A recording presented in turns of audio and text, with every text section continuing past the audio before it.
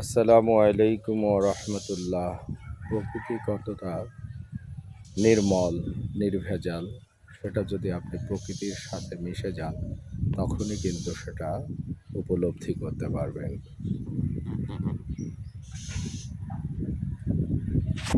আমি এখন এরকমই একটা নির্ভেজাল প্রকৃতি এবং গ্রাম্য পরিবেশের যে সুন্দর দৃশ্য সেটা আমি একটু দেখানোর চেষ্টা করি। এটা দেখুন, এখন পাট উঠেছে, পাট জাগ থেকে তুলে এটাকে শুকানোর ব্যবস্থা করা হচ্ছে।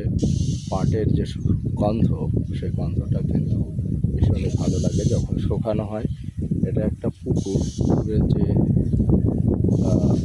সুন্দর দৃশ্য সেটা একেবারেই মোহিত করার মতো। পুকুরের চারপাশে গাছ, এখানে গাছগাছালিতে পরিপূর্ণ। এই পুকুরটা হাজা মজা হয়ে গেছে, এটাতে শ্যাওলায় পরিপূর্ণ।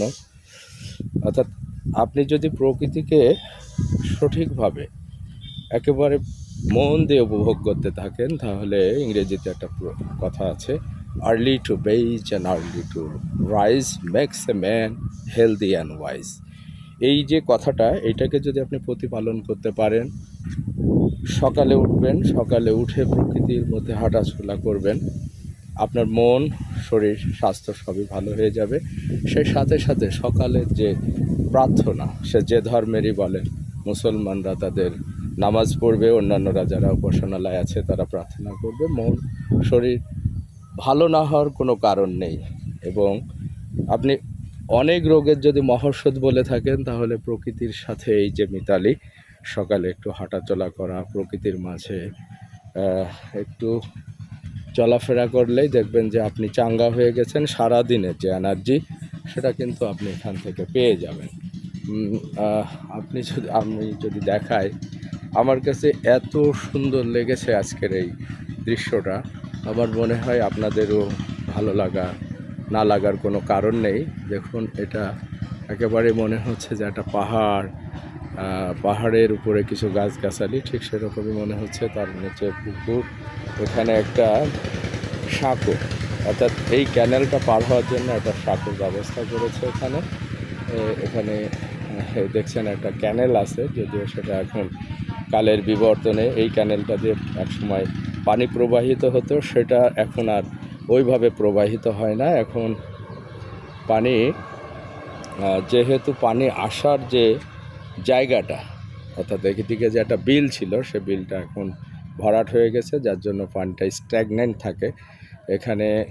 এখন পানিটা জমে এখানে অবশ্য মশার উপদ্রব তৈরি হয়, প্রচুর মশা তৈরি হয় এখানে। এইটা হয়তো এক সময় কর্তৃপক্ষ, পৌরসভা কর্তৃপক্ষ যদি মনে করেন যে এই ক্যানেলটাকে আবারও পূর্বের অবস্থায় নিয়ে যেতে হবে, তাহলে হয়তো এটার একটা পদক্ষেপ নিতে পারেন। আর আমার উদ্দেশ্য আসলে প্রকৃতির সাথে মিতালি করা। আপনি দেখেন, আপনারা দেখলেই দেখতে পারবেন যে এখানে প্রচুর অনেক বিভিন্ন ধরনের গাছ এবং গাছগাছালিতে পুরাটাই পরিপূর্ণ। এই জায়গাটা আমার কাছে খুব মনোমুগ্ধকর হওয়ায় আমি এর মধ্যে হেঁটে হেঁটে এই ভিডিওটা করলাম। পুকুরের দেখুন শান্ত জল, যদিও প্রচুর বাতাস, আর সকাল থেকে মন প্রাণ একেবারে উৎফুল্ল করে দিচ্ছে। বাতাসের একটা সকাল থেকে প্রবাহ তো আছে, সেই সাথে সাথে আজকের আবহাওয়াটা মেঘলা মেঘলা আকাশ, যার কারণে মনে হয় প্রকৃতি এবং আজকের যে আবহাওয়া, এই দুইটা মিলে একাকার হয়ে যাওয়ায় ভালো লাগাটা আরও দ্বিগুণ পরিমাণ বৃদ্ধি পেয়েছে।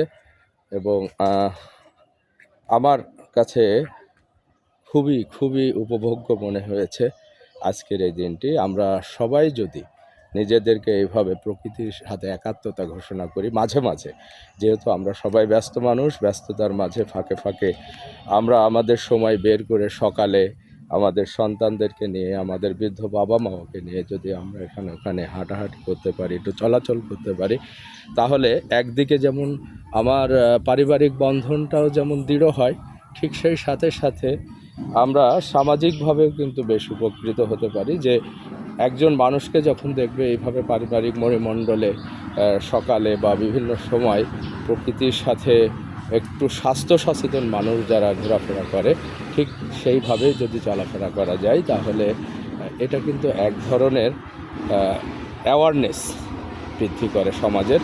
তো আমরা সবাই আমাদের নিজ নিজ জায়গা থেকে মাঝে মাঝে এরকম প্রকৃতির সাথে অবগাহন করব, একটু একটু করে নিজেদেরকে সচেতন করব, সেই কাজে আমাদের নিজেদের বাচ্চাদেরকেও সচেতন করার চেষ্টা করব, এই আশাবাদ ব্যক্ত করছি।